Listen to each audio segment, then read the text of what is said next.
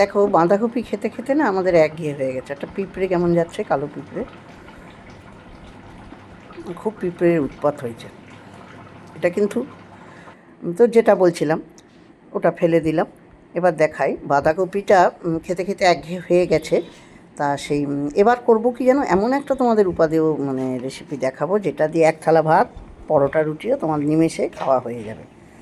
দেখলে ওটা বেটে নিলাম আমি। বাঁধাকপিটা একটু শুকনো কড়াইয়ে নাড়িয়ে নিয়েছিলাম হলুদ দিয়ে, মানে ঠিক সিদ্ধও না, যেটুকু জল বেরোয়।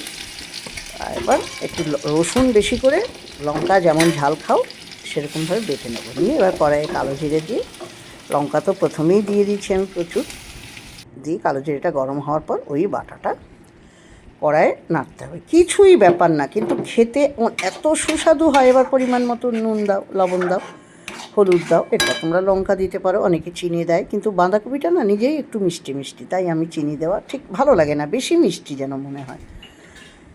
আবার তোমরা এর মধ্যে চিংড়ি মাছ ভেজেও দিতে পারো বাটার আগে, কিন্তু আমি সেটা করিনি। আর এত ভালো লাগে না খেতে, কি বলবো। এই যে লবণ দিয়ে দিলাম পরিমাণ মতো, মানে আর কিছু ধরো বাঁধাকপি কী হচ্ছে এখন একটা কেমন গন্ধ, আর সবসময় মাছের মাথা চিংড়ি মাছ দিয়ে আর ভালোও লাগে না, পেঁয়াজ রসুন যতই দাও। আমি এখন এরকম করি। এটা কিন্তু রুটি ভাত দিয়ে তো ভালো লাগেই, রুটি পরোটার সঙ্গেও খুব ভালো লাগে। তোমরা যারা করোনি তারা করে দেখো, আর যারা খেয়েছো তারা তো জানোই। এই যে কড়াইয়ে নাড়ানো হচ্ছে, আমি এদিকে চা বসিয়ে দিয়েছি। আমি তো চা মানে লিকার চা খাই, গরম জল, চিনি ছাড়া, দুধ ছাড়া। চাটা বসিয়ে দিয়েছি, চাটা হোক পাশে, ইন্ডাকশানে চা হচ্ছে আর এটা করছি। দেখো কি সুন্দর কড়াইয়ের থেকে যখন উঠে আসবে, আর সুন্দর একটা সেন্ট বেরিয়েছে, জানো তো।